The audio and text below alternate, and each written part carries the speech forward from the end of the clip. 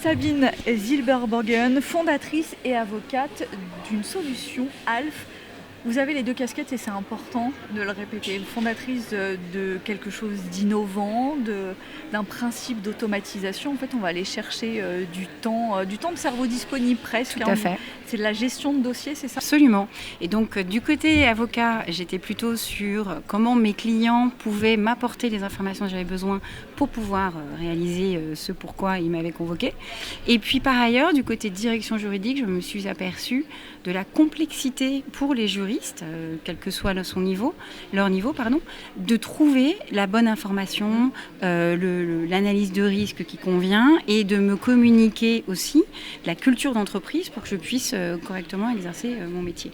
Et donc, j'ai vu des équipes entières passer du temps sur la recherche d'informations qui se trouvaient dans différents systèmes. On reproduisait évidemment des risques d'erreur, évidemment des oublis. Et puis, le juridique a cette particularité d'être à la confluence de toutes les directions. On travaille avec la direction commerciale, on travaille avec la direction financière, on travaille avec la direction des opérations, les directions des approvisionnements, avec les DRH évidemment. Et on est ce maillage, on est au centre de ce maillage et on intervient ponctuellement sur des petits ou des gros sujets en fonction de l'histoire de l'entreprise.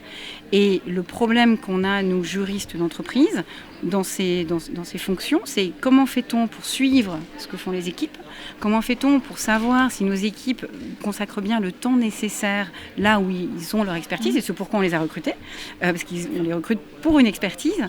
Et puis, on les voit aussi passer énormément de temps à faire des emails qui cherchent de l'information. Il faut savoir qu'un email aujourd'hui, c'est 15 minutes, quel que soit en moyenne évidemment. Oui, mais sur 7 heures, ça ne fait pas beaucoup de mails si on fait la moyenne dans la journée. Qu'en plus de ça, vous rajoutez le fait que ce sont parfois des tâches en plus assez fatigantes, c'est récurrent, c'est pas très gratifiant d'aller vérifier un numéro de cabis sur Infogreffe ou sur n'importe quelle autre plateforme. Donc ça épuise aussi un peu les équipes. Il y a une fatigue des équipes de faire ce type de tâches. Et en moyenne, on constate que 70% du temps est vraiment consacré à du suivi, à de la mise à jour, à informer les différentes équipes d'où on en est, à repartager des informations pour la énième fois avec un nouvel interlocuteur. Avec un nouvel interlocuteur, ça veut dire qu'il y avait le constat où il fallait automatiser certaines tâches pour se consacrer justement, mais comment on explique, où il y a une prise de conscience, où il faut améliorer des choses, on dit que ça peut être des cabinets ou des directions à la pointe d'un mouvement, comment on explique qu'il n'y a pas eu ce mouvement et cette vraie transformation et qu'il faut attendre maintenant, en 2022, il faut l'avoir vécu pour amener ces solutions. Alors, je vais être très honnête, la première fois que j'ai réfléchi à faire ça, et du reste, dans une de mes expériences, j'avais automatisé des contrats, mais vraiment avec les moyens du bord, et je me suis aperçue que les juristes avaient cette réticence parce qu'on a cette culture du rédactionnel.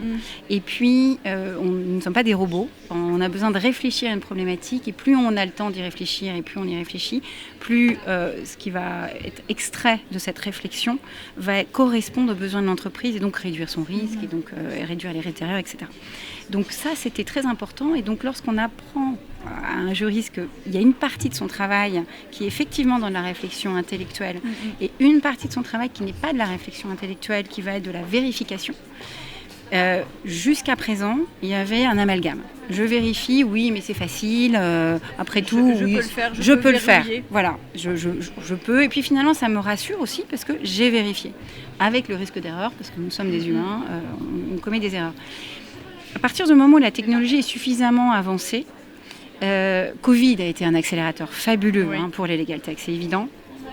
Tout d'un coup, les juristes se sont aperçus qu'il y avait une partie des tâches qui finalement, quand ils regardaient leur chronomètre, prenaient plus de temps. C'était pas 5 minutes, c'était un quart d'heure parce que Google, le système ne fonctionne pas, parce qu'on a oublié de faire un copier-coller et que de fil en aiguille, à la fin de la journée, ça fait 2 heures, 3 heures, 4 heures sur plusieurs dossiers. Et donc petit à petit, le Covid a montré qu'il y avait des solutions disponibles, qu'elles étaient collaboratives, qu'elles fonctionnaient.